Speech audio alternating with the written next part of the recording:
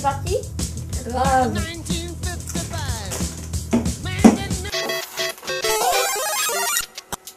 Geek à la fraîche. Now that we know for sure that telling lies when they say no one gets hurt and never nobody dies. You know it's hard to believe anything that you hear. They say the world is round.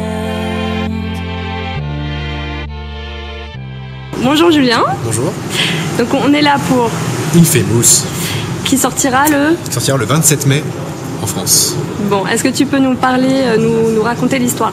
Bien sûr, c'est très simple, c'est l'histoire d'un coursier en fait, qui s'appelle Cole McGrath, qui doit délivrer un colis dans Empire City, qui est une ville assez gigantesque en fait, où en gros, un jour à l'autre, il doit livrer ce paquet et ça explose. Et on ne sait pas pourquoi, d'où ça vient, etc. Et du jour au lendemain, un homme ordinaire en fait acquiert des super pouvoirs et devient un super héros, tout basé sur l'électricité. Voilà le constat de départ. Et après, effectivement, on voit qu'il a des super pouvoirs et qu'il peut grimper un peu partout. C'est vraiment un sandbox, on peut vraiment faire n'importe quoi, on peut vraiment aller vraiment partout dans la ville, c'est vraiment gigantesque. Et après, on a plein de missions diverses et variées, mais le but quand même de l'histoire, c'est de savoir si on va faire le bien ou le mal dans la ville qui nous est proposée. C'est vraiment tout le principe de est-ce que demain vous récupérez des super pouvoirs, qu'est-ce que vous allez faire? Est-ce que vous allez faire le bien ou le mal sur l'environnement qui vous entoure?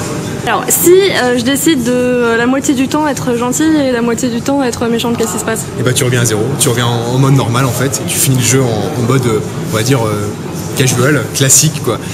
Mais globalement, les développeurs et les testeurs au départ ont quand même bien évalué en fait le potentiel du jeu. Et globalement, si un joueur se met dès le départ en mauvais, il finira en mauvais quoi qu'il arrive, et s'il commence en bon, il finira en super-héros à la Spider-Man qui sauve toute la ville. Et à ton avis, alors les gens ils joueront plus en mauvais ou en gentil? Mais je crois qu'il y a eu des stats en plus qui ont été tirées de ça, genre 80% faisaient plutôt le bien et 20% plutôt le mal. Je fais le jeu, on va dire 15 heures en bien, je refais le jeu après en mauvais, je vois les influences que ça a différents, je vois quel pouvoir je récupère beaucoup plus fort en mauvais ou en mal ou en bien. Voilà, c'est vraiment l'importance du jeu qui est là. Les premières évaluations, là, c'est entre 15 et 20 heures pour finir le jeu, on va dire, assez rapidement. Si on veut vraiment aller tout au bout de toutes les missions, vraiment finir les missions annexes, toutes les quêtes, etc., c'est 20-25 heures facile. Graphiquement, ils ont leur patte à eux. Sucker Punch, les développeurs, ils ont dit voilà, on veut vraiment faire un truc à part. Ils ont même fait une BD à part, tiré de l'histoire. Le héros est vraiment original, toute l'histoire est super originale. Concrètement, ils ont vraiment eu plein d'influences, notamment DMZ, Dark Knight, ils se sont pas cachés évidemment. GTA aussi, ils ont pris des influences sur pas mal de trucs, mais concrètement, eux, ils ont leur patte à eux qui font qu'ils ont réussi à sortir quelque chose de complètement différent de ce qu'on aurait pu voir en termes de BD ou de comics par le passé. D'accord. Et donc, à qui s'adresse ce jeu? Ça s'adresse prioritairement quand même aux gens qui jouent, qui ont la PS3 au départ, qui veulent une exclusivité PS3, bien sûr. C'est une exclu PS3, il faut quand même le rappeler. Maintenant, c'est un jeu d'action, combat, avec pas mal d'influences assez gamer, qui fait que le jeu s'adresse à des 15-35, 15-25, clairement beaucoup plus gamers, qui ont envie d'avoir de l'action pure et dure et vraiment avoir du fun instantané.